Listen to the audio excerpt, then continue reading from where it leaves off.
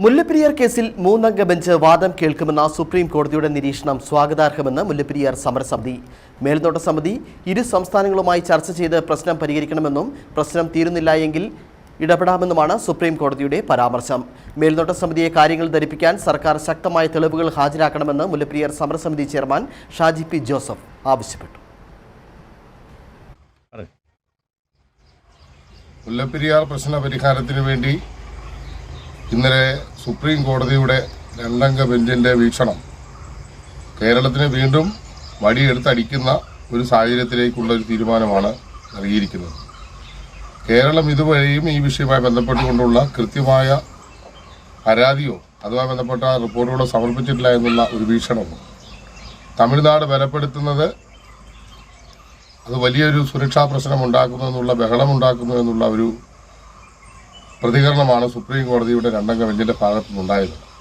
കൂടുതൽ കാര്യങ്ങളിലേക്ക് വീക്ഷണം നടത്തുന്നതിനായി മൂന്നംഗ ബെഞ്ചിന് കോടതി ഇന്നലെ തീരുമാനമെടുക്കുകയുണ്ടായി. സുപ്രീം കോടതിയിൽ നിലനിൽക്കുന്ന പ്രൈവറ്റ് കേസുകളുടെ വീക്ഷണത്തിന്റെ അടിസ്ഥാനത്തിലുള്ള കൃത്യമായ പരാമർശമാണ്. ഏതാണ്ട് പ്രൈവറ്റ് കേസുകളെല്ലാം കൂടെ മൂന്നംഗ ബെഞ്ചിന് വിട്ടുകൊണ്ട് ആ പ്രൈവറ്റ് കേസുകളെല്ലാം ഒന്നിച്ച് കേൾക്കുവാൻ സുപ്രീം കോടതിയിൽ ഇന്നലെ ഉത്തരവായിട്ടുണ്ട്. ഇപ്പോൾ ബിരിയാണിയുടെ സാധനങ്ങളും സാമഗ്രികളെല്ലാം റെഡിയായിരിക്കുകയാണ്. അതിൻ്റെ മസാലയും ഇറച്ചിയും അനുബന്ധ സാധനങ്ങളും ചെമ്പ് കയറ്റി വെച്ച് തീ കത്തിച്ചാൽ നമ്മുടെ പ്രശ്നം പരിഹരിക്കാൻ പറ്റുമെന്നുള്ളതാണ് സുപ്രീം കോടതി ഇന്നലെ പറഞ്ഞിരിക്കുന്ന പരാമർശത്തിലൂടെ മനസ്സിലാക്കുവാൻ കഴിയുന്നത്. എന്തായാലും ഈ മേൽനോട്ട സമിതിയെ ഈ വിഷയം ധരിപ്പിക്കുക എന്നുള്ളത് സുപ്രീം കോടതി പറയുമ്പോഴും കേരളത്തിനും തമിഴ്നാടിനും അനുകൂലമായി എന്നല്ല, കേരളത്തിൻ്റെയും തമിഴ്നാടിൻ്റെയും തീരുമാനത്തിന്റെ അടിസ്ഥാനത്തിലുള്ള ആരായിരിക്കണം എന്നുള്ള മേൽനോട്ട സമിതിയുടെ അംഗങ്ങളായി വരേണ്ടത് എന്നുള്ള ഒരു പരാമർശം കോടതി ഇന്നലെ വീക്ഷിച്ചിട്ടുണ്ട്.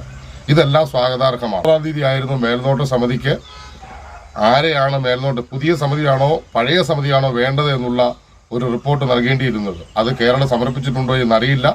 എന്തായാലും സുപ്രീം കോടതിയിൽ നിൽക്കുന്ന പ്രൈവറ്റ് കേസുകളിലെല്ലാം ഇത്തരം സൂചനകൾ സുപ്രീം കോടതിയുടെ രേഖാമൂലം സമർപ്പിച്ചിട്ടുണ്ട് എന്നുള്ളതും മുല്ലപ്പെരിയാർ സമരസമിതിക്ക് വളരെ സന്തോഷം നൽകുന്ന കാര്യമാണ്.